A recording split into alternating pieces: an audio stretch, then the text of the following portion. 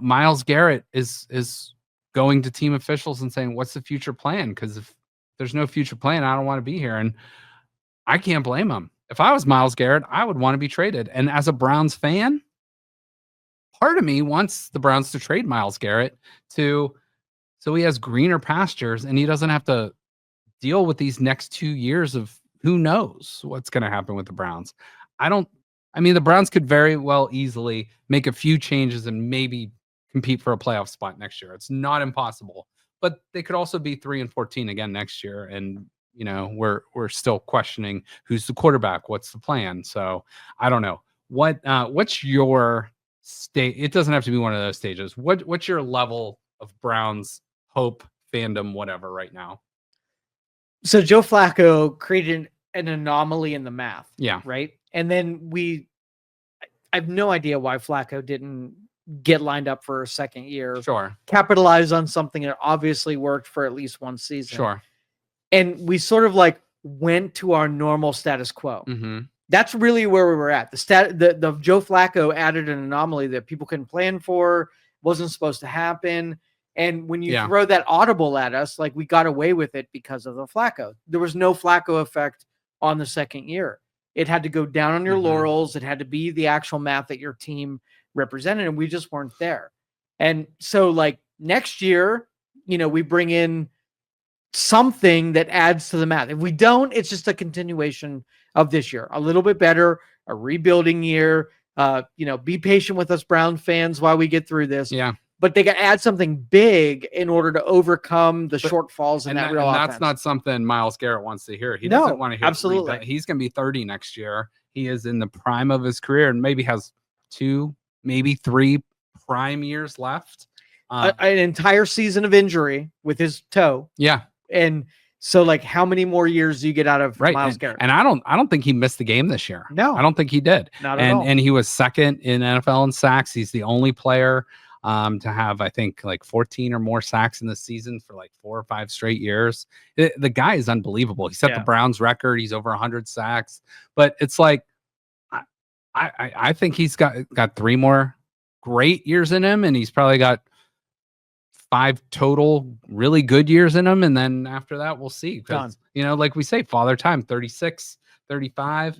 Once you get up to that age, it's hard to go against, injuries and then younger competition and stuff like that. So I don't know. So let's just say you're Myles Garrett and you want to see this team make a serious expression that you need to be given a chance well enough to stick around on this team. Yeah. What moves do you make in order to you don't bring Deshaun Watson back at quarterback? 100%. And apparently yesterday there's some sort of setback injury with him, which I don't think the Browns want him back anymore, but they can't say that out loud. If I'm the offense, I'm cutting his freaking leg off. Do him in and just pay the penalty that you've already made and move on. Well, you see the Denver Broncos are in salary cap hell this year. They 40-50 against the cap with Russell Wilson. They made the playoffs with a rookie quarterback. Why can't the Browns do it? They could.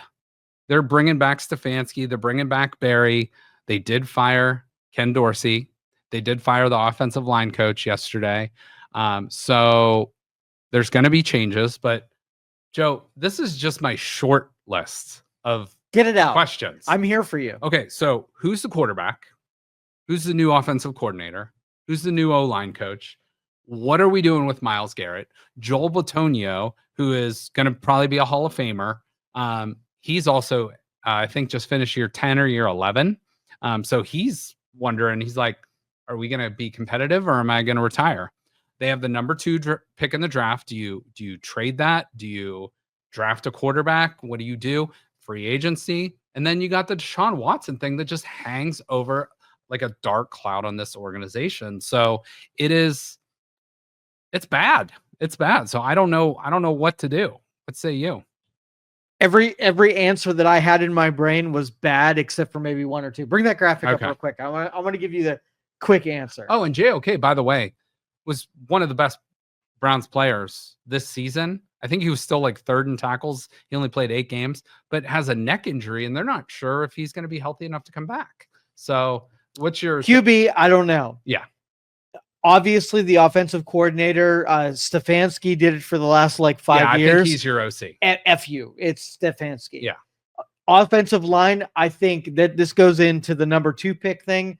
I think you offload that number 2 pick. You do not have like a free pass on this. You build your offensive line through the draft this year. I like that. Offensive line. So you trade back, maybe accumulate 100%. If you can get 3 picks out of that number 2 spot, yeah, I like it. You build that freaking offensive line and take whatever second-tier quarterback you can get that can manage that offense, and you build an offensive line around him. Myles Garrett, you tell him anything you need. If you want to say, Myles Garrett, you're pretty to be able to keep him happy, you do. You pay the loyalty. Can I suggest a wild suggestion? Go ahead. Go for it. And I can't remember who suggested this, but this could get the Browns, hypothetically, if he's the right guy, get them back with a quarterback. I have heard, and people are going to hate this idea or really like this idea, but most people are going to probably hate it. But let's hypothetically say, so the Minnesota Vikings right now have Sam Darnold. He's going to make a lot of money next year, so the Browns can't bring him in, and I don't think they want to. They also drafted in the top 10 a J.J. McCarthy from Michigan, a rookie quarterback. He tore his ACL, so we don't quite know what we got out of him, but he was a first-round quarterback last year on a rookie deal. Would you trade Myles Garrett to the Minnesota Vikings for their first-round pick, their second-round pick, and J.J. McCarthy? And then, I mean, it sucks. Myles Garrett's gone, but maybe you draft Abdul Carter out of Penn State. Maybe you trade back, you draft Abdul Carter. Maybe you get yourself a lineman. Maybe you have yourself a future quarterback. I don't know. But I don't think drafting a quarterback in the first 2 picks makes sense. Again, I don't study the tape to know Cam Ward, Deion Sun, Shedeur Sanders, any of these other quarterbacks to know it. There is a kid from Penn State, though, Drew Aller. If he was in the draft and the Browns could use like a mid-round, first-round pick on him, trade back and get him, I would sign up for that. But I don't know. So what's your thought on the Minnesota thing with Myles Garrett? So Myles Garrett is your leader, and I think more than anything, continuity is more important than, flash in the pan. Yep. So I would trade off maybe a numerical value where that's a better trade as far as value goes. I'm sticking with Myles Garrett to show loyalty to a player, because at a certain point you're going to be asking some kind of talent to come to Cleveland. And if they're loyal to their players, I think that carries weight with people you ask to come. What if you could get 2 first-round picks for Myles Garrett and a quarterback? Do you do it? I don't know how to.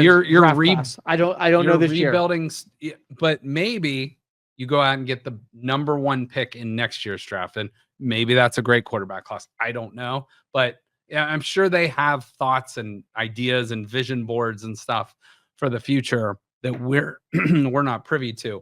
But Myles Garrett, again, we said he's getting older. If you're going to do a rebuild, you got to almost hit the reset button. And value. Hate, and I think you're going to lose some Browns fans if you unload Myles Garrett, but you keep Deshaun Watson.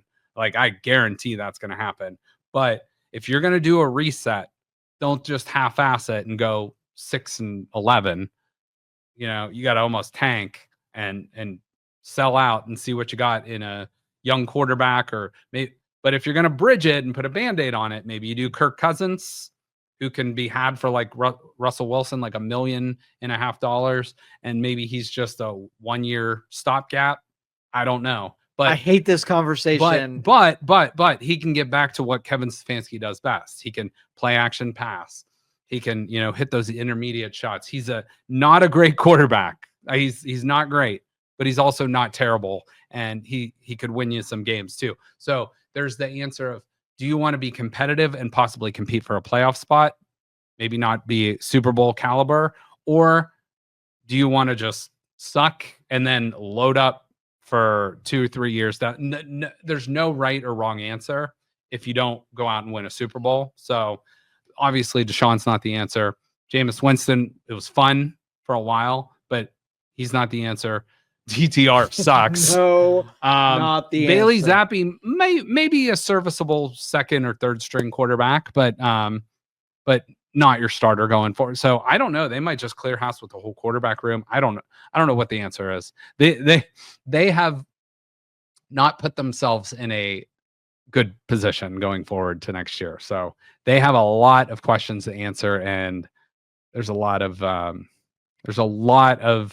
decisions that need to be made that are going to take this organization one way or the other going for the next couple of years. This is a terrible conversation because okay, I want you to answer me honestly. Yep. Okay, so here's the deal. Yep. I'm going to either kick you once and rupture your scrotum.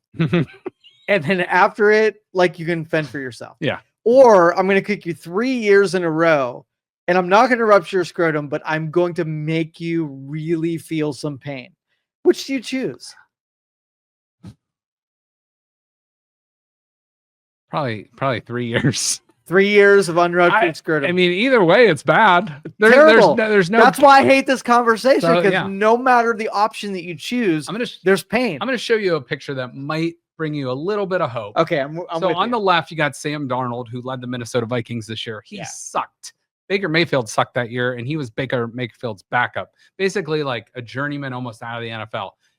Vikings were 14-3 this year. He's going to get paid a lot of money. Baker Mayfield, we all know Baker Mayfield's story. And again, I really liked Baker Mayfield when he was on the Browns.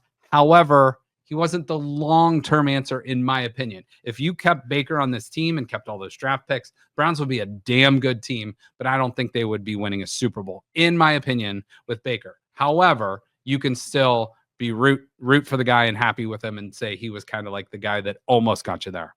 But look at 24-10, they're both in the playoffs. So that picture was taken 2 years ago on a Carolina Panthers team that I think won 2 games. So there is hope. There is hope, but it's just not obvious. We can't see it. It's like did you ever hear you can't see the forest from the trees? Like we are thick in the forest and we can't see the trees around us. Because we're in a pile of shit, and the shit is equal to our eyebrows. It's pretty deep. We can't pretty deep shit. Really deep shit. Pretty deep shit.